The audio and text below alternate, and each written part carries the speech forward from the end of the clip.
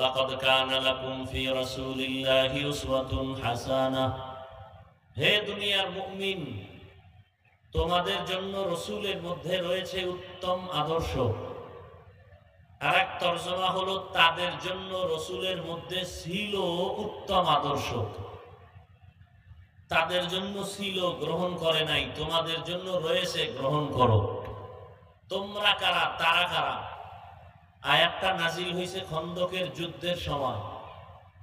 সাহাবায়ে কেরাম সহ রাসূল নিজে গর্ত খননের কাজে ব্যস্ত ছিলেন, নবী নিজেও। কয়েকজন মুসলমান ব্যক্তি দাঁড়াইয়া রাসূলকে বললেন, আমি বাড়ি যাব, আমাকে ছুটি দেন। কেন? আমার বাড়িতে পাহারা দেওয়ার কেউ নাই, মহিলা, ঘরের স্ত্রী একা। কেউ বললেন, আমার ঘরে অসুস্থ, আমার চলে যেতে হবে। নবী তো খুব রহম দিলওয়ালা, খুব নরম দিলেন, পেশ টেস নাই নবীর মধ্যে, কোনো ঝামেলা নাই। তো রহমতের নবী ছুটি দিবেন হালাত। এমন সময় আল্লাহ জিবরাইলকে পাঠাইয়া নবীকে সতর্ক করলেন, এরা আসলে যে অজুহাত দিছে, অসুস্থ, পাহারা দেওয়ার কেউ নেই, সব মিথ্যা কথা। এরা উপরে বলে মুসলিম, ভেতরটা নেফাকিতে ভরা, অন্তরে নেফাকি। আল্লাহ আয়াত দিয়ে বুঝাই দিলেন।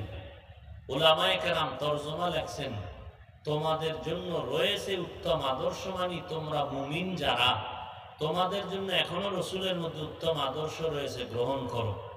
তাদের জন্য ছিল মুনাফিক, কিন্তু এরা রাসূলের আদর্শ গ্রহণ করে নাই। হাদিস পড়েছি, নবীজি বলেন, মাইয়ুরিদিল্লাহু বিহি খাইরান ইউফাক্কিহু ফিদ্দীন। আল্লাহ বলেন, রাসূল বলেন, আল্লাহ যাকে বেশি ভালোবাসেন, মহব্বত করেন, হেদায়েতের ইচ্ছা করেন, আল্লাহ তাকে তাফাক্কুহ ফিদ্দীনের মাকাম দান করেন, অর্থাৎ দ্বীনের সহি সমঝ দান করেন, দ্বীনের বুঝ। একটা হলো দ্বীনের জ্ঞান অর্জন করা, আর একটা হলো দ্বীন বুঝা। দ্বীনের জ্ঞান অর্জন করনেওয়ালা হিন্দুদের মধ্যে বহু আছে, ইসলাম সম্পর্কে অনেক জ্ঞানী, মানে না কেন, কালেমা পড়ে না কেন, বলে দ্বীনের বুঝ নেই। এখানে এত আল্লাহর বান্দা আপনারা বসে আছেন, সে দীর্ঘ টাইম। কিন্তু দেখেন, এতগুলো আল্লাহর বান্দাদের মধ্যে বহু আল্লাহর বান্দা এখানে আছেন, আজকে ফজর পড়েন নাই, জোহর পড়েন নাই, আসর পড়েন নাই, মাগরিব পড়েন নাই, এশাও পড়েন নাই। কি নাই? সত্য কথাটা স্বীকার করেন, মানেন আর না মানেন। অথচ রাসূল কি বললেন? বাইনাল আবদি ওয়া বাইনাল কুফরি তারকুস সালাহ। বেঈমান আর মুমিনের মধ্যে ব্যবধান হলো নামাজ। বেঈমানেরা নামাজ পড়ে না, মুমিন যারা নামাজ ছাড়ে না। তাহলে কে মুমিন, কে মুমিন না? নামাজ তার প্রাচীর। আল্লাহ কোরআনে স্পষ্ট বলে দিলেন, ইন্নাস সালাতা তানহা আনিল ফাহশাই ওয়াল মুনকার ওয়া লাযিকরুল্লাহি আকবার। নিশ্চিত নামাজ মানুষকে পৃথিবীর সব পাপ থেকে ফিরাবে নামাজ। অথচ একদল তো নামাজ পড়েই না, আর একদল নামাজ পড়ে মিথ্যা কথা ছাড়ে না, নামাজ পড়ে সুদের ব্যবসা ছাড়ে না, নামাজ পড়ে বেপরদায় চলে। আছে না নাই? তাহলে আল্লাহর ওয়াদা গেল কই? আল্লাহ তো ওয়াদা করলেন, যারা নামাজ পড়বে নামাজ তাদেরকে গুনাহ থেকে ফিরাবে। তাহলে নামাজ এক নাম্বার কথা, মুসলমান দাবি করে কেন নামাজ পড়ে না? আর নামাজ পড়নে ওয়ালা কেন গুনাহ ছাড়ে না? বড় কঠিন। তাহলে আপনারা কি নামাজ পড়েন? নামাজ পড়ি, মিথ্যাও বলি, নামাজ পড়ি, মানুষকে ধোঁকা দেই। কি নামাজ পড়ি? আল্লাহ কয়, তোমরা যে কি নামাজ তাও আমি জানি, যাই না? আমি ১৫০০ বছর আগে কোরআনে বইলে দিছি, তোমরা ফলাফল কি? যারা জানেন আমি আয়াতটা পড়বো, খেয়াল করে পড়বেন, যদি পারেন, না পারলে চুপ করে শুনেন। আরাআইতাল্লাযী ইউকাযযিবু বিদ্দীন ফাযালিকাল্লাযী ইয়াদউল ইয়াতীম ওয়া লা ইয়াহুদ্দু আলা তাআমিল মিসকিন। এরপরে আয়াত পড়েন, ফাওয়াইলুল লিল মুসাল্লিন। নামাজি মুসল্লিদের জন্য ওয়াইল নামক জাহান্নাম। দেখছেননি এতক্ষণ নামাজের কত গুণগান গাইলাম, নামাজ মানুষকে জান্নাতে নিবে, নামাজ মানুষকে গুনাহ থেকে ফিরাবে। কিন্তু আপনি নামাজও পড়েন, মিথ্যাও বলেন, নামাজও পড়েন মায়ের সাথে বেয়াদবি, নামাজ পড়েন বাবার সাথে বেয়াদবি, নামাজ পড়েন আবার মিথ্যা বলেন, গালাগালি করেন, নামাজ পড়েন গীবত করেন, শেকায়াত করেন, চুরি করেন। তাহলে আপনার নামাজটা কেমন নামাজ? আল্লাহ বলেন ফাওয়াইলুল লিল মুসাল্লিন, তোমার নামাজ হলো তুমি এমন নামাজি, তোমার জন্য ওয়াইল নামক জাহান্নাম। জাহান্নামের স্তরের মধ্যে একটা মারাত্মক ভয়ঙ্কর স্তর হলো ওয়াইল। এবার বুঝেন যে কি নামাজ পড়ি, কোন নামাজ পড়ি, কোন মুসল্লি ওয়াইল নামক জাহান্নামী মুসল্লি। ওয়াইলুল লিকুল্লি হুমাযাতিল লুমাযাহ, যারা মানুষের পেছনে গীবত করে, শিকায়াত করে, অপবাদ দেয়, ইজ্জত নষ্ট করার ষড়যন্ত্র করে, তাদের জন্য ওয়াইল নামক জাহান্নাম। ওয়াইলুল লিল মুতাফফিফিন, ব্যবসার ময়দানে যারা মাপে ভেজাল করে, কাস্টমারের ধোঁকা দেয়, তাদের জন্য ওয়াইল নামক জাহান্নাম। ওয়াইলু ইয়াউমাইযিল লিল মুকাজ্জিবিন, যারা মিথ্যা কথা বলে, তাদের জন্য ওয়াইল নামক জাহান্নাম। নামাজি মুসল্লি যারা, এদের জন্য ওয়াইল নামক জাহান্নাম। ওয়াইল মারাত্মক এক জাহান্নামের স্তর। এই জাহান্নাম, ওয়াইল নামক জাহান্নাম যারা মাপে ভেজাল করে, ওয়াইল নামক জাহান্নাম যারা মিথ্যা কথা বলে, ওয়াইল নামক জাহান্নাম যারা মানুষের দোষ পেছনে বলে অথবা লেখে, ওয়াইল নামক জাহান্নাম যারা মুসল্লি নামাজ পড়ে। আল্লাহ আমাদের সব ভাইকে হেদায়েতের দৌলত দান করেন। তাহলে দিনের জ্ঞান আছে অনেকের, কিন্তু মানে না কেন? দিনের বুঝ নাই। দিনের বুঝ যখন আসবে, তখন জেনারেল লাইনের লোকটাও নামাজ ছাড়বে না, ডাক্তারি করিয়াও নামাজ ছাড়বে না। আর যদি দিনের বুঝ না পায়, ডাক্তার হইয়াও গাদ্দারি করবে। যেমন তাসলিমা নাসরিন, আল্লাহর কোরআনের আজ পর্যন্ত কোনো ভুল কেউ বের করতে পারে নাই। তাসলিমা বলে আল্লাহ জুলুম করছে নারীদের উপরে, আল্লাহ জালেম। নাউজুবিল্লাহ আসে না? ই কালামে জিন্দা কুরআনে হাকিম, মতে উলায়া জালাসতু কদিম বখা কুরআ কালামুল্লাহ বশনো কদিমাস্তি কদিমাস্তি নাইনো। আল্লাহ সবাইকে হেদায়েত দান করেন। হেদায়েত বড় কঠিন এক সম্পদের নাম। বাড়ি গাড়ি টাকা পয়সা সব পাইছেন, হেদায়েত পাইছেন নি? কয় না, তো কিছুই পান নাই। আপনি যা পাইছেন এগুলো চোখের পলকে স্বপ্নের মতো। দুনিয়াটা কিসের মতো? স্বপ্নে দেখতেছে বিলকিসের সিংহাসনে উঠতেছে হাওয়ায়, স্বর্ণের টেবিলে, স্বর্ণের প্লেটে নাস্তা রেডি, মখমলের চাদরের বিছানা, নাস্তা খাবে খাবে ভাব স্বপ্নে দেখে। হঠাৎ করে নাস্তা মুখে দিবের আগে চোখ খুলে দেখে ঘরের বিছানায় শুয়ে আছে। জীবনের এত কল্পনা স্বপ্ন ধ্বংস হয়ে গেল। বিউটি পার্লারে ঢুকিয়া কত কালো ব্যক্তি চাঁদের মতো সাদা হয়ে গেল। কিন্তু এই সৌন্দর্যের কোনো লাভ নাই, পানি লাগলে রৌদ্র লাগলে শেষ। দুনিয়া দুনিয়া দুনিয়া দুনিয়া যারা করে, দুইটা জিনিস তারা চায়। নামাজ পড়ে না কেন? দুনিয়া চায়। রোজা রাখে না কেন? দুনিয়া চায়। জিকির করে না কেন? দুনিয়া চায়। কোরআন শিখে না কেন? দুনিয়া চায়। দুনিয়া চায় কেন? বলে দুই জিনিসের জন্য। এক হলো সম্মান, আর এক হলো শান্তি। আল্লাহর কসম একবার, আল্লাহর কসম দুইবার, আল্লাহর কসম তিনবার। ওয়াল্লাহি বিল্লাহি তাল্লাহি, যারা দুনিয়া দুনিয়া দুনিয়া দুনিয়া জিকির করে, নামাজে দাঁড়াইয়াও দুনিয়া, দুই জিনিস চায়, সম্মান আর শান্তি। জমিনে একটা দুনিয়াদারও সম্মানেও নাই, শান্তিতেও নাই। আল্লাহর কসম 3 বার করছি, আপনি ঠিক বললেও ঠিক, না বললেও ঠিক, কসমের কথা বিশ্বাস না করলে তার ঈমান নাই। আর আমি খুব হিসাব করেই কথা বলছি, যারা দুনিয়া দুনিয়া করে আখেরাতকে লাথি মেরে ফালাইয়া, এরা দুনিয়াও পায় নাই, আখেরাত তো নাই। ওই সম্মান কি বিল্ডিং এ? ওই সম্মান দিয়া লাভ কি? একবার ফুলের মালা, ফাইনালে জুতার মালা। ওই বিল্ডিং করে লাভ কি যদি বিল্ডিং থুয়া জঙ্গলে ঘুমাতে হয়? সুইস ব্যাংকে কোটি টাকা রেখে লাভ কি যদি বংশের কেউ খাইতে না পারে? জিন্দেগি মে বন্দেগি তু কর নাহি, जिंदगी में बंदगी तू कर नहीं, जिंदगी बे बंदगी शर्मिंदा है, जिंदगी बे बंदगी शर्मिंदा है।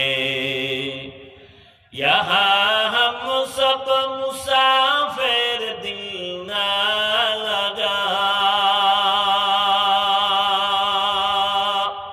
अहले दिल की नजर से रूह करता जा, शाह दौलत सब फकीर गर नेक ने है, शाह दौलत सब फकीर गर नेक ने है, जिंदगी में बंदगी तू कर नहीं, जिंदगी में बंदगी तू कर नहीं, जिंदगी बे बंदगी शर्मिंदा है, जिंदगी बे बंदगी शर्मिंदा है, जिंदगी में बंदगी कौन बंदगी, बंदगी बे जिंदगी शर्मिंदगी।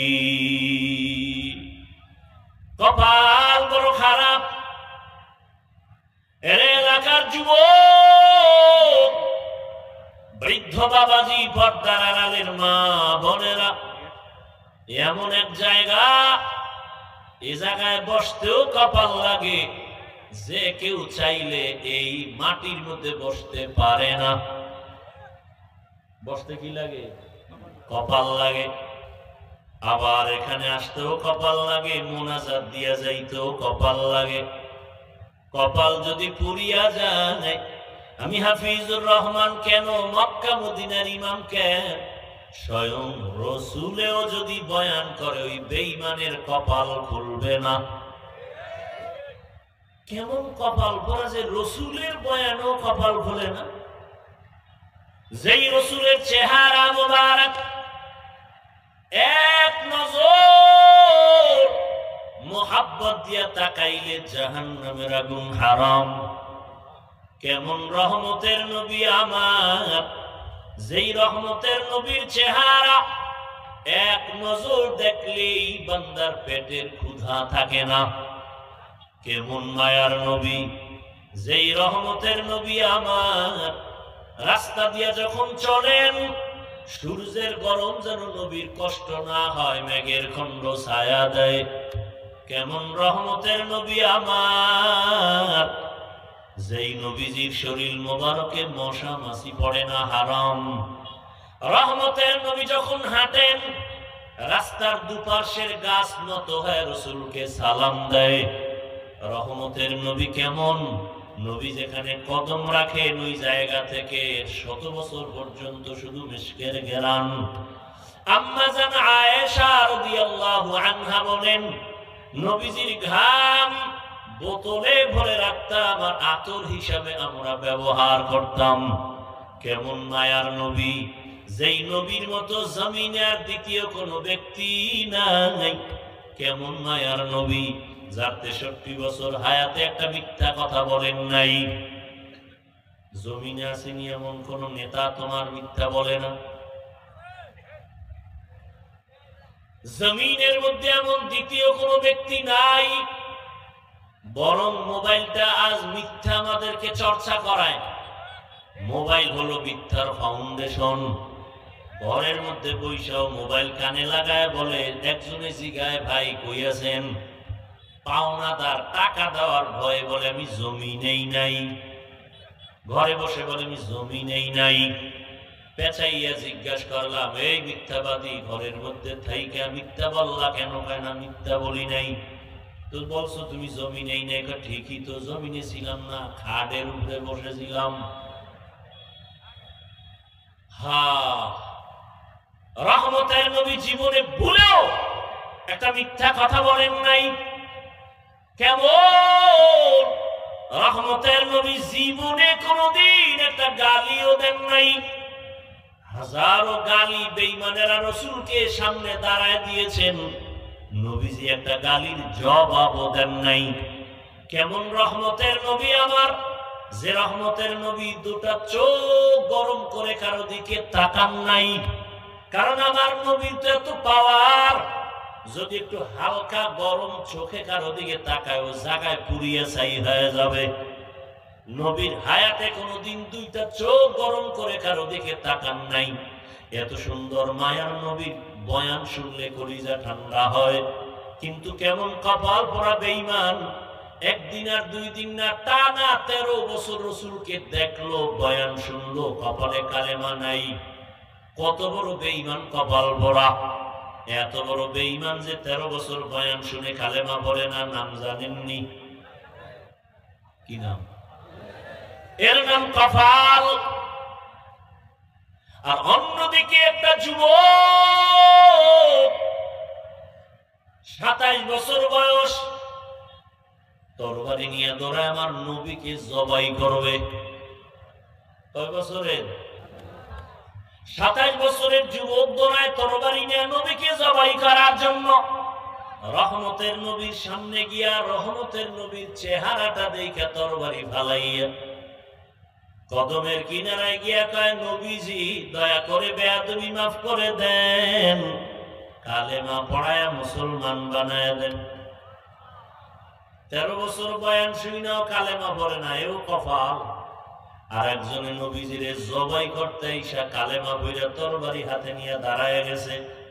বাইতুল্লাহর পাশে দাঁড়ায় হাতিমে কাবায় বলে, এই মুশরিক বেঈমানেরা আয়, মুহাম্মদের বিরুদ্ধে কথা যদি বলতে চাও আমার তরবারি যথেষ্ট, মুহাম্মদের প্রয়োজন হবে না। আমি 40 নম্বরের মুসলমান হযরত ওমর। এমন পাওয়ার আল্লাহ ওমরের দান করলেন। নবীজি বলেন, কে সে ওমর জানো? সমস্ত নবী, সমস্ত রাসূল আমার আল্লাহ তাআলার আশিক। মুসা নবী আল্লাহর বন্ধু, ঈসা নবী আল্লাহর বন্ধু, মুসা নবী আল্লাহর বন্ধু, ইব্রাহিম আল্লাহর বন্ধু, ইউসুফ আল্লাহর বন্ধু। সব নবী মুহাম্মদ আমার আল্লাহর বন্ধু। ব্যবধানটা কোথায়? সব নবী রাসূল আমার আল্লাহ তাআলার আশিক, আর আমার আল্লাহ হলেন শুধু মুহাম্মদের আশিক। ব্যবধান আছে না নাই? ঠিক তেমনি ভাবে সমস্ত সাহাবায়ে কেরাম আমার রাসূলের আশিক। আমার রাসূল হলেন শুধুমাত্র ওমরের আশিক। ব্যবধান আছে না নাই? নবী বলেন, লাউ কানা বাদি নাবিয়্যুন লাকানা উমর। আল্লাহ যদি আমার পরে আরেকজন নবী বানাইতেন, ওমর হতো আমার পরের নবী। অতএব ওমর যেহেতু নবী না, কাদিয়ানীর বেঈমানও নবী না। যদি আল্লাহ নবী বানাইতেন তো ওমর হতো নবী। ওমর নবী না। অতএব দুনিয়াতে কেউ যদি নবী দাবি করে ভণ্ড, তাকে দলিল ছাড়া বলে দাও কাফের। তাদের সহযোগী যারা তারাও কাফের, তাদের ব্যাপারে যারা চুপ থাকবে তারাও কাফের। সন্দেহ? ভাইরা আমার, তো বলতেছিলাম কপাল, 13 বছর নবীর বয়ান শুনিয়ে কালেমা পড়ে না, আর 27 বছরের যুবক নবীকে জবাই করতে গিয়ে কালেমাওয়ালা হইয়া এত পাওয়ার বেড়ে গেল ওমরের। ওমর এখন রাস্তা দিয়া চলে, শয়তান দেখলেই দৌড় দিয়া পালায় যায়। কেবল ওমর, যেই শয়তান আল্লাহর সামনে চ্যালেঞ্জে দাঁড়াইছিল, আদমরে সেজদা দেয় নাই, সেই শয়তান এখন ওমরের দেখলে পালায়। কেমন ওমর? কে সেই ওমর? যুবক একটা মদের বোতল দিয়ে রাস্তা দিয়ে হাঁটে, হঠাৎ করে দেখছে ওমর আসতেছে, চোখে চোখ লাগিয়ে গেছে, বোতলটা ফালাইয়াও দিতে পারে না ভয়ে। ওমর তো কথার আগে তরবারি, তো বোতল ফালাইতেও পারে না। ওদিকে মদের বোতল ওমর দেখলে কল্লা ফালাই দিবে, কোনো কথা নাই। এখন কি করবে? ওমর তো আসতেছে, আসমানে তাকায় ডাক দিছে, মালিক মইরা গেল আর জীবনে মদের বোতল হাতে নিব না, মুখে দিব না, তুমি ওমর থেকে বাঁচাও। যুবক বোতল নিয়ে দাঁড়ানো, ওমর এই শাখায়, যুবক বোতলটা দে। যুবকটা কাঁপতেছে, কয় কাঁপো কেন? দে। বোতলটা যখন দিল, মদলা বোতল ওমরের হাতে যখন গেল, ওই যুবক তো খাঁটি অন্তরে তওবা করে ফেলেছে, আল্লাহ ওমর থেকে তুমি বাঁচাইও। ওমর বোতলটা নিয়ে তাকায় দেখে বোতলে একটা ফোঁটা মদও নাই, পুরা বোতলটা সাদা দুধে ভরা। हर के दारत खौफे हकदार दिल मदाम जन्नतुल मअवा देहत राम काम जुज़बा हक़ची ज़े मखाअज इंसुजा फज़ले उआ मस्ते दर जुमला जहा। কেমন পাওয়ার ওমর! এখনো কেউ ওমরের নাম শুনলে কেমন যেন একটু আতঙ্ক, আর যাগো নাম আছে ওমর, দেখবেন একটু কেমন যেন গরম গরম ভাব। আবু বকর যাদের নাম দেখবেন একটু নরম নরম, ওমর নাম ব্যক্তি গরম। শুধু কি তাই? এই যুবকেরা লিখে রাখ, রাতের বেলা যখন ঘুমাও, বুকের মধ্যে শাহাদাত আঙ্গুল দিয়া ওমরের নামটা আরবিতে আইন মিম র, যদি এভাবে বুকের উপরে শাহাদাত আঙ্গুল দিয়া লেখো ওমর, লেখা যদি ঘুমাও, আল্লাহর ভরসা করে বলি আল্লাহর উপরে, এই নামটা বুকে লেখা যতক্ষণ ঘুমাবি ততক্ষণ ঘুমে বাজে স্বপ্ন হবে না। এবার বুঝো ওমরের পাওয়ার কত। ভাইরা আমার, কথাটা বুঝাইতে চাইছিলাম কপাল। এখানে মাহফিলের প্রচারণা হয়েছে, অনেকে শুনছে, কিন্তু কপাল আসতে পারে নাই। আর একদল কপালওয়ালারা আসছে ঠিক, বেহেশতের প্যান্ডেলে ঢুকতে পারে নাই। এরা মার্কেটে ঘুরে ঘুরে গল্প করে আর কবিরা গুনাহ করে আড্ডা দেয়। কপাল কপাল। আর একদল প্যান্ডেলে বসছে ঠিক, কিন্তু কপাল পুরা ভালো না, কারণ মোবাইল সামনে নিয়ে কলবের দরজাটা বন্ধ করে রাখছে। কপাল, এদের কপালটাও বেশি সুবিধা না। আর একদল কপালওয়ালারা দেখবা 2 ঘন্টা 3 ঘন্টা বয়ান শুনবে, 5 মিনিটের সময় দিয়া মোনাজাতটা দিয়া যেতে পারবে না। কপাল। আর শয়তানও চায় তুই বয়ান সারা রাত শুন, মোনাজাত দিবি না, কারণ এতগুলো মানুষের মধ্যে একজনের চোখের পানি যদি আসমানে চলে যায়, সবার গুনাহ মাফ। ইবলিস কয় এই সুযোগ আমি দিতে পারি না, তো আমার চাকরি শেষ। এই জন্য দেখবেন অনেকে দীর্ঘ টাইম বয়ান শুনে মোনাজাত দেয় না। এরকম বুজুর্গ আছে না, অনেক বুজুর্গ, এত তো গুনাহ টুনা নাই, তো বয়ান শুনে মোনাজাত লাগে না, চলে যায়। অথচ এটা কোন থানা? কালীগঞ্জ থানায় একটা আসামি ধইরা পুলিশে থানায় নিয়ে গেছে। খুব খেয়াল করিয়েন, থানায় নিয়ে বেতের বাড়ি মারছে জোরে জোরে, কিন্তু চোখে কোনো পানি নাই। থানার মধ্যে নিয়ে আসামি পিটায়, পুলিশে কান্না নাই। কিন্তু এটা কেমন এক প্যান্ডেল! আল্লাহর প্রিয় বান্দারা যখন মুহাব্বতের বয়ান করেন জাহান্নামের আগুনের, 200 হাত দূরে বসে একটা যুবক হাউমাউ করে কান্না করে, বলো ওরে মারলো কে? পিড়াইয়া কান্না করানো যায় না। আর এখানে বয়ান করে 200 হাত দূরে বৈশা একজনে কাঁদতেছে। এই বুঝে আসলে তো কপাল খুলে যাবে, আর কিছু দরকার নেই যে ওই ছেলেটা কান্দে কেন, ওরে মারলো কে। বড় কঠিন হালাত। বর্তমান দুনিয়ার অবস্থা এতটা করুন যে ঈমান নিয়ে মরব তো পরে, বেঁচে থাকাই কঠিন। ভাইরা আমার, আল্লাহ পাক রব্বুল আলামিন সারা দুনিয়ার মানুষকে সৃষ্টির শ্রেষ্ঠ মর্যাদা দান করেছেন। নূরের সৃষ্টি ফেরেশতাদের এত মর্যাদা নাই, জিনের এত মর্যাদা নাই, মানুষের এত দাম, এত মর্যাদা। ওয়ালাকাদ কাররামনা বানি আদম ওয়া হামালনাহুম ফিল বাররি ওয়াল বাহরি ওয়া রাযাকনাহুম মিনাত তাইয়্যিবাত ওয়া ফাদ্দালনাহুম আলা কাসীরিন মিম্মান খালাকনা তাফদীলা। বনি আদম এত দামি, আল্লাহ বলেন ওদের জন্য জমিনে চলার মতো রাস্তা বানাইলাম, পানির মধ্যে চলার মতো আমি সুন্দর ব্যবস্থা করলাম। আমি আল্লাহ পুরা জমিনের মধ্যে উত্তম রিজিক দিলাম, খানা দিলাম পবিত্র। আমি কুকুরকেও খানা দেই, জঙ্গলের প্রাণীর খানাও দেই, উড়ন্ত পাখির খানা আল্লাহ দেয়। নদীর মধ্যে হাজারো ধরনের মাছকে আল্লাহ খাওয়ায়, মানুষেরও খানা আল্লাহ দেন। তবে মানুষের খানার মতো পিওর খানা আর কোন প্রাণীকে আল্লাহ দেন না। পিপিলিকার রিজিক কে দেন বলেন? নদীর প্রাণী মাছ কে খাওয়ায়? সমুদ্রের ভেতরে এত বড় বড় মাছ আছে, নীলতিমি। এক একটা নীলতিমির প্রতিদিনের খাদ্য তালিকা 1000 কেজি চিংড়ি মাছ।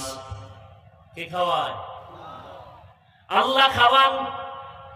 সকালবেলা একটা পাখি উড়ে খোলা আকাশে, সন্ধ্যাবেলা নিজের পেট ভরে বাচ্চার খানা নিয়ে বাসায় আসে। কে খানা দিলেন? যে আল্লাহ পিপিলিকার খানা দেয়, মাছের খানা দেয়, উড়ন্ত পাখির খানা দেয়, জঙ্গলে হাজারো প্রাণীর খানা দেয়। ওরা দামি না আমরা মানুষ দামি? কি মানুষ দামি? তাহলে ওদের ঘরে গিয়ে যদি মাওলায় জায়গায় খানা পৌঁছায় দেয়, ও মানুষ তুমি কেন কুকুরের মতো জিহ্বাটা বের করে পাগলের মতো দৌড়াও শুধু খাওয়ার জন্য? হালাল পাইলেও খাও, হারাম পাইলেও খাও, সুদের টাকায় ব্যবসা করো। ওরে জানো না আল্লাহর জমিনে আল্লাহর বড় 2 দল দুশমন আছে। আল্লাহর কাছে বড় 2 দল দুশমন, আল্লাহর কাছে এদের মতো বড় দুশমন আর নাই। এক দলের কথা স্পষ্ট কোরআনে আছে সূরা বাকারা, আর এক দলের কথা আছে বুখারী শরীফে। কোরআনে বর্ণিত দল হলো সুদের সাথে যারা জড়িত। আল্লাহ কয় রেডি হরে বেঈমান, আমি আল্লাহ নিজে তোর সাথে যুদ্ধ করব, কারণ তুই 24টা ঘন্টা সেকেন্ডে সেকেন্ডে সেকেন্ডে অল টাইম গর্ভধারিণী মায়ের সাথে জিনার গুনাহ হচ্ছে। এত বড় কুলাঙ্গারের সাথে আমার মাওলা নিজে যুদ্ধ করার জন্য রেডি। সুদের সাথে যাদের নাম থাকবে এদের নামাজ কবুল হবে না, রোজা কবুল হবে না, এরা হজ করলে কবুল হবে না, মাদ্রাসা বানাইলে সওয়াব পাবে না, মসজিদ বানাইলে সওয়াব পাবে না। জীবনে তওবা না কইরা সুতি হালাতে যতটা মুনাজাত দিবে একটা মুনাজাতও কবুল হবে না। তওবা না কইরা যদি মরিয়া যায় চিরস্থায়ী জাহান্নামী। আল্লাহ কয় ইয়া আইয়ুহাল্লাযীনা আমানু, ও দুনিয়ার মুমিনেরা ভালো করে শোনো, আমি আল্লাহকে তোমরা ভয় করো, ওয়াত্তাকু আল্লাহকে বেশি ভয় করো, ওয়াযারু মা বাকিয়া মিনার রিবা ইন কুনতুম মুমিনিন ফা ইন লাম তাফআলু ফাআযানু বিহারবিন মিনাল্লাহি ওয়া রাসূলিহি। আল্লাহর ভয়ে সুদের থেকে নিজেরে বাঁচাও। যদি এর বড় ঘাটতারামি করো, রেডি থাক, আমি তোর সাথে যুদ্ধ করার জন্য রেডি। আর এক দলের কথা আছে বুখারী শরীফে। এরা কারা? আল্লাহর রাসূলকে আল্লাহ নিজে বলেন বুখারীর হাদিসে কুদসি, নবী জানায়া দেন আমার জমিনে কিছু আমার বন্ধু আছে, প্রিয় বন্ধু, এদেরকে আমি বললাম এরা আমার ভাষায় ওলি, বহু বচনে আউলিয়া। এদের সাথে যারা ওলিয়া উলিয়াদের সাথে যারা দুশমনি করবে, আল্লাহ কয় নবী জানায়া দেন আমি আল্লাহ এদের সাথে যুদ্ধ করার জন্য রেডি। নবীজি বলেন হাদিসে কুদসি, আল্লাহ নবীকে বলেন মান আদালি ওয়ালিয়ান ফাকাদ আযানতুহু বিল হারব। বুখারীর হাদিসের শব্দ, অনেক বড় হাদিস এটা। এবার ওলি কাকে বলে? অলিকুল শিরোমণি বললেই অলি হওয়া যায় না। মুজাদ্দিদে জামান সাইনবোর্ড লাগাইলে অলি হওয়া যায় না। বুখারী শরীফে স্পষ্ট আল্লাহ রাসূলকে আল্লাহ জানায় দিয়েছেন ওলিকে। ভাইরা আমার, রহমতের নবী গোটা দুনিয়ার মানুষের কল্যাণ নিয়ে আসেন। মানুষের সম্মান আল্লাহ দিয়া দুনিয়া পাঠাইছেন, মানুষ যেন আবার অসম্মানী হয়ে না যায়, সম্মান যেন ধরে রাখতে পারে। এজন্য দুইটা ব্যবস্থাও দিয়েছেন। এক ব্যবস্থার নাম রিজালুল্লাহ, আর এক ব্যবস্থার নাম কিতাবুল্লাহ। এক ব্যবস্থা আল্লাহর পছন্দের প্রতিনিধি বান্দা ব্যক্তি, আর একটা বিষয় হলো আল্লাহর দেওয়া পছন্দের কিতাব। সমস্ত ব্যক্তিদের মধ্যে শ্রেষ্ঠ ব্যক্তি রাহমাতুল লিল আলামিন, আর আল্লাহর দেওয়া যত কিতাবের মধ্যে শ্রেষ্ঠ কিতাব কুরআনুল কারীম। দোনোটা পেয়েছি আমরা, এবং দোনোটা আছে মক্কার জমিনে। ব্যক্তি আসছে আগে, কিতাব আসছে পরে। ব্যক্তির পাওয়ার বেশি কিতাবের তুলনায়। শ্রেষ্ঠ ব্যক্তি রহমতের নবী মক্কা নগরীতে যখন আসছেন, ওই সময় মক্কার অবস্থা বড় খারাপ। নারী আর পুরুষ একসাথে উলঙ্গ হয়ে বাইতুল্লাহর দেওয়াল তাওয়াফ করে, কতটা চরিত্রহীন খারাপ। এবং ওই সময় ওই মক্কার মুশরিক কাফের বেঈমানেরা কোনো পশু জবে করলে রক্ত কাবার দেওয়ালে মাখে, মনে করে দেওয়ালে মাখলে আমার কুরবানি কবুল। আল্লাহ বললেন সাবধান, লাইয়ানালাল্লাহু লুহুমুহা ওয়ালা দিমাউহা ওয়ালাকিন ইয়ানালুহুত তাকওয়া মিনকুম।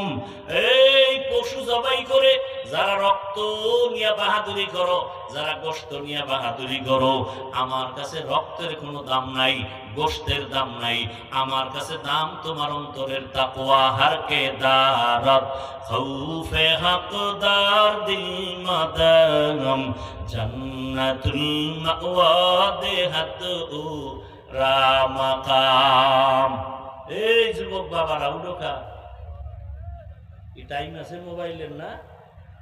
অনেকের সাথে আবার টাইম দেওয়া থাকে না, কারণ রাত্র তো রিজার্ভ রাখছে এই জাতি মোবাইলের হক আদায় করার জন্য।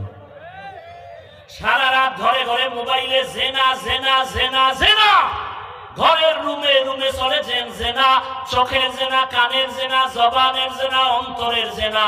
ছেলে এক রুমে ঘুমায় মোবাইলে সারা রাত জেনা করে, মেয়েটা আর এক রুমে ঘুমায় মোবাইলে সারা রাত জেনা। বাবার হাতে মোবাইলে জেনা, মায়ের হাতে মোবাইলে জেনা, চোখের জেনা, কানের জেনা, অন্তরের জেনা, জবানের জেনা। যেই পরিমাণ গুনাহ চলে ঘরে ঘরে, এই পরিমাণ গুনার শাস্তি তো উচিত ছিল ঘুমের ঘরে। রাত্রে গজব আসবে, ঘুমের থেকে উঠে দেখবে চেহারাটা শুকার হয়ে গেছে। হয় না কেন? একমাত্র রহমতের নবীর উম্মত হওয়ার কারণে। খারাপ লাগে না? কি মনে করতেছেন বাংলাদেশে থাইকে খুব আরামে আছেন? আপনাদের ঈমান খুব মজবুত, আপনাদের উপরে বিপদ আসবে না।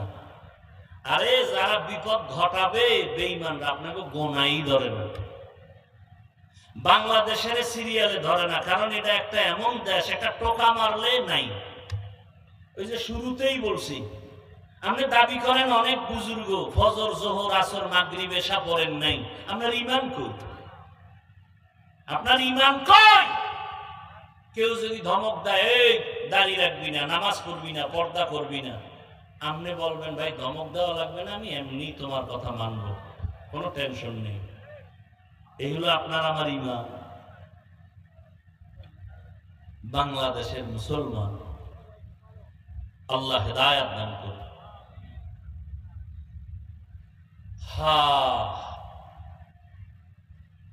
ভাইরা আমার,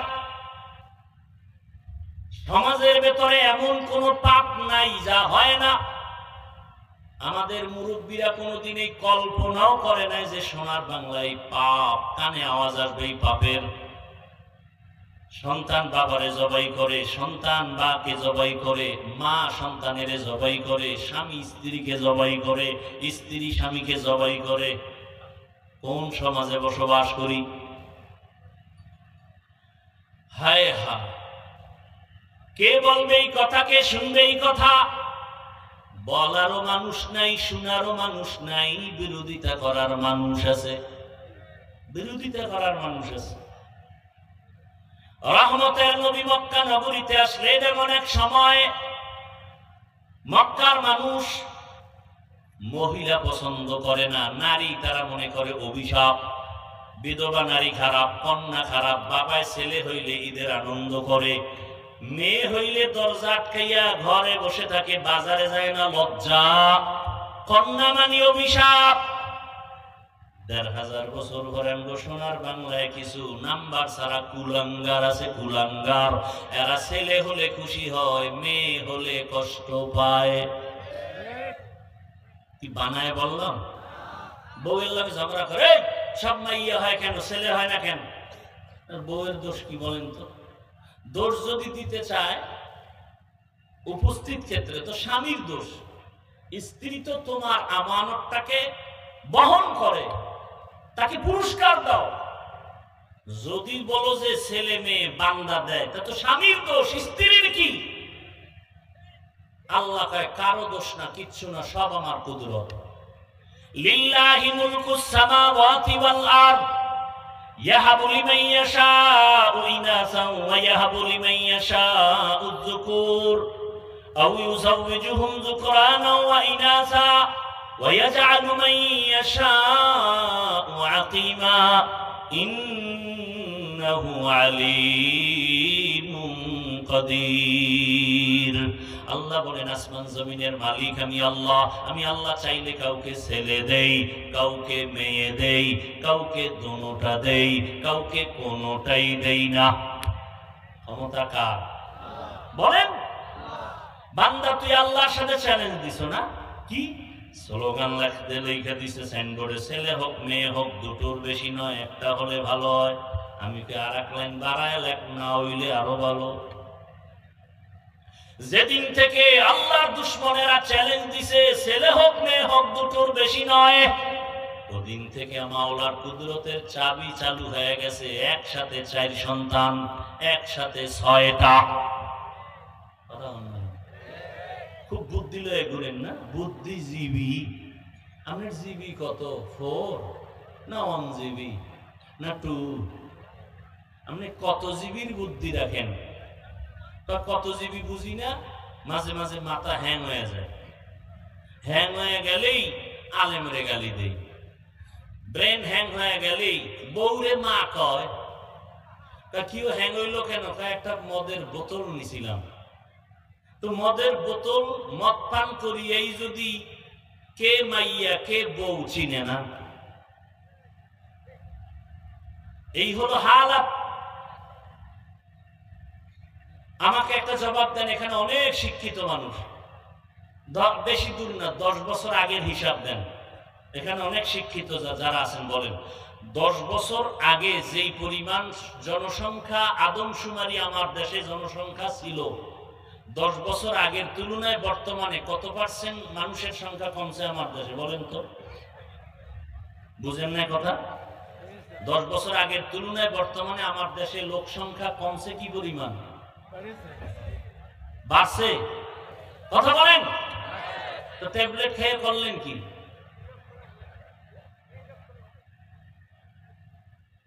আল্লাহর সাথে পাল্লা দিয়ে কেউ পারবে না, কোনোদিন পারে নাই। যারা চেষ্টা অপচেষ্টা করেছে ওরা সমূলে ধ্বংস হয়ে গেছে। ভাইরা আমার, রহমতের নবী আসলেন এমন এক সময় কন্যা পছন্দ করে না। আল্লাহ তাআলা নবীর মাধ্যমে জমিনে এমন বিধান কায়েম করায় দিলেন, কিয়ামত পর্যন্ত কেউ লড়াতে পারবে না। রহমতের নবী কেমন নবী? অতুলনীয় নবী, যার কোনো উপমা নাই, কোনো তুলনা নাই। নবী কেমন? বলে সৃষ্টির শ্রেষ্ঠ, কয় মেধা কেমন, কয় দুনিয়ার সবার থেকে আলাদা। নবীজির দেহ গঠন কেমন? পরের পৃথিবীর থেকে আলাদা। নবীর শারীরিক শক্তি কেমন, জৈবিক শক্তি কেমন? বলে তুলনাহীন। সেই নবীর যদি যৌবনটা কত সীমানাহীন, গোটা দুনিয়ার মানুষের থেকে আলাদা। সেই নবীর যৌবন তো আছেই সীমাহীন, তারপরে যদি বয়সটা হয় মাত্র 25, কত 25 বছর, তখন তার রসুলের শক্তিটা কেমন আল্লাহ পাক রব্বুল আলামিন দেখায় দিলেন। ওই বয়সে রসুলের লাগে পৃথিবীর শ্রেষ্ঠ এক সুন্দরী রূপসী রমণী, একজন কুমারী নারী, কিন্তু আল্লাহ দেখায় দিলেন, তাকায় দেখে বেঈমানেরা, নাস্তিকেরা, আজকে যারা বলো ইসলাম নারীর সম্মান অধিকার দেয় নাই, এরা জমিনের লম্পট চরিত্রহীন রসুলের দুশমন। এদের মতো রসুলের দুশমন, ইসলামের দুশমন, দেশের দুশমন, মানবতার দুশমন, এদের মতো স্বাধীনতার দুশমন জমিনে আর কেউ নাই। নবীজির 25 বছর বয়স, পৃথিবীর শ্রেষ্ঠ এক নারী কুমারী দরকার, কিন্তু আল্লাহ কি দেখাইলেন? নবীজি তখন বিবাহের বন্ধনে আবদ্ধ হলেন। একজন বিধবা নারী, 2 জন স্বামী চলে গেছে। রসুলের শানে আসতেছে প্রথম তার নারী, এমন নারী তার 2 জন স্বামী বিদায় হয়ে গেল। শুধু কি তাই, আরো 2 জন সন্তান হয়েছে। শুধু তাই, সমবয়সীও না, রসুলের 25 আর আম্মা জানের বয়স হলো 40। দেখেন তো, আল্লাহ তার সাথে বিবাহের বন্ধনে আবদ্ধ করায়া বুঝায় দিলেন, ইসলাম ছাড়া নারীর সম্মান পৃথিবীতে কেউ দেয় নাই, কেউ পারবেও না। যারা অনাধিকার চর্চা করবে, দ্বারা নারীর অপমান হবে, সম্মান হবে না। নারীর যত লাইনে সম্মান বাড়ানো দরকার, কিয়ামত পর্যন্ত আল্লাহ বাড়ায় দিয়েছেন। এখন যারা অপচেষ্টা করবে, এতে নারীর অপমান হবে, সম্মান কোনোদিন হবে না। খোদার কসম অপমান হবে। আম্মা জানেরা রাস্তায় নেমেছে অধিকার রক্ষায়, আর সাথে কিছু কুলাঙ্গা চরিত্রহীন লম্পট তাদের সাপোর্ট দেওয়া যাচ্ছে। আল্লাহ হেদায়েত দান করুন। অথচ আম্মা জানদের এত সম্মান আল্লাহ দিলেন। আমি যদি এখানে সারা রাত শুধু মায়ের মর্যাদা নিয়ে বয়ান করি, শেষ করা যাবে না, তবে 2-4 মিনিট বলবো, খেয়াল করেন। এরে আম্মা জানেরা, রহমতের নবী বিধবা নারীকে বিবাহ করলেন, এবং ওই আম্মা জানের গর্ভ থেকে নবীকে 4টা কন্যা দেয়া হলো। 4 কন্যা। নবীজির জীবনে একটা ছেলেও নাই। মক্কার মুশরিকরা ঘুরে ঘুরে বদনাম কয়, মুহাম্মদ মরিয়া গেলে বংশ আর থাকবে না, ছেলে নাই, বংশ ধরে রাখবে কে? নবীজির মনে কষ্ট। আল্লাহ পাক নবীকে সান্ত্বনা দিয়া বলেন, ইন্না আ'তাইনাকাল কাউসার, আমি আপনাকে কাউসার দিয়া সম্মান রাখবো কিয়ামত পর্যন্ত, আপনি কষ্ট পাবেন না। নবীজির 4 কন্যা। নবী বলেন, ও দুনিয়ার মানুষেরা শোনো, ও নারীর দুশমনেরা শোনো, আমি মুহাম্মদের একটা ছেলে নাই, আমি 4 কন্যার বাবা। নবী আরো সুসংবাদ দিয়া বলেন, যারা একটা কন্যার বাবা হতে পারবা, তুমি একটা জান্নাতের মালিক। 1-2 কন্যা পেলে তুমি 2 জান্নাতের মালিক। 3 কন্যা যদি পাও, তুমি 3টা জান্নাতের মালিক। ও নবীর উম্মতেরা, ওই সময় তো কত বাবা লজ্জায় কন্যা সন্তানকে জ্যান্ত পাথর চাপা দিয়া মেরে ফেলেছে বাবা। এই ইতিহাস ওই সময়ের আছে, বড় কঠিন। ওই সময়ের ইতিহাস থেকে আমগো বর্তমান যুগটাও একেবারে কম খারাপ না। বাবা হইয়া কন্যারে মেরে ফেলে, ঠিক নেই? কোন জমানায় আমরা বসবাস করি? রহমতের নবী এতটা সম্মান দেখায় গেলেন, সারা দুনিয়াতে এত পরিমাণ সম্মান কেউ বাড়াতে কিয়ামত পর্যন্ত পারবে না। এরে আম্মা জানেরা, ও যুবক বাবারা, রহমতের নবীর আদর্শ মক্কার চূড়ান্ত খারাপ মানুষগুলো ইতিহাসের পৃষ্ঠায় এখনো আছে, এত খারাপ। কিন্তু রহমতের নবী উত্তম আদর্শ যখন নিয়ে আসলেন আর গ্রহণ করলো, মক্কার মানুষ এতটা দামি হয়ে গেল, আল্লাহ পাক লিস্টি পাঠায় দিয়া বলে, যাও জিবরাইল, নবীর হাতে দিয়া দাও, এই লিস্টিতে যাদের নাম আছে এরা বিনা হিসাবে জান্নাতি। এত খারাপ মানুষ এত দামি হয়ে গেল শুধু রসুলের আদর্শ গ্রহণ করার কারণে। বউ স্বামীর কথা শুনে না, আর সেই সময়ের মধ্যে ময়দানে হাজারো মানুষ বসে আছে, একটা টাকাও পাবে না, বরং টাকা দান করলো। বসার বিছানাও ভালো না, এরপর মানুষ অধীর আগ্রহে বসে আছে। এটা জ্বলন্ত প্রমাণ এ জমিনের মানুষকে যা চায় তাই করানো সম্ভব রসুলের আদর্শ দ্বারা, ভিন্ন কোনো পদ্ধতিতে নয়। রসুলের আদর্শই পারে এই শান্তি দিতে। এতগুলো মানুষ এক জায়গায় বসাইতে চাইলে দুনিয়ার টাকাওয়ালারা পাগল হয়ে যাইতো। এক জায়গায় বসাইতে গেলে কত সুন্দর বসার ব্যবস্থা, নিয়ন্ত্রণের জন্য কত পুলিশ লাগতো। এখানে কোনো পুলিশ নাই, নিয়ন্ত্রণের টেনশন নাই, কোনো খানা দানা নাই, বিছানা নাই, সব একাকার হয়ে বয়ে গেছে। একমাত্র রসুলের আদর্শের কারণে এটা সম্ভব। ওই জন্যই বলি যুবক বাবারা, ১৫০০ বছর হয়ে গেল রসুলের আদর্শ নিয়ে এখনো যারা আছে এদের মতো সম্মানে এখনো কেউ নাই। ও যুবক বাবা, আমি কিন্তু এই কথা একবারও বলি নাই যে ও যুবক তোমরা স্কুল ছেড়ে মাদ্রাসায় যাও, আমার মতো টুপি লাগাও, তোমরা আজকে কওমি মাদ্রাসায় যাও, আমি তাবলিগ করি তুমিও তাবলিগে যাও, আমি পীরের মুরিদ তুমিও পীরের কাছে যাও। একবারও বলি নাই। তো কি বলতে চাই, এতক্ষণ আলোচনার মূল নির্যাস বুঝাইতে চাই, ও যুবক বাবা তুমি স্কুলে পড়ো, কলেজে পড়ো, চাকরি করো, ব্যবসা করো, তোমাকে ধন্যবাদ। তুমি ডাক্তার হও, ইঞ্জিনিয়ার হও, প্রফেসর হও, তবে আমার দাবি একটা, বেয়াদব হইবা না, সাবধান।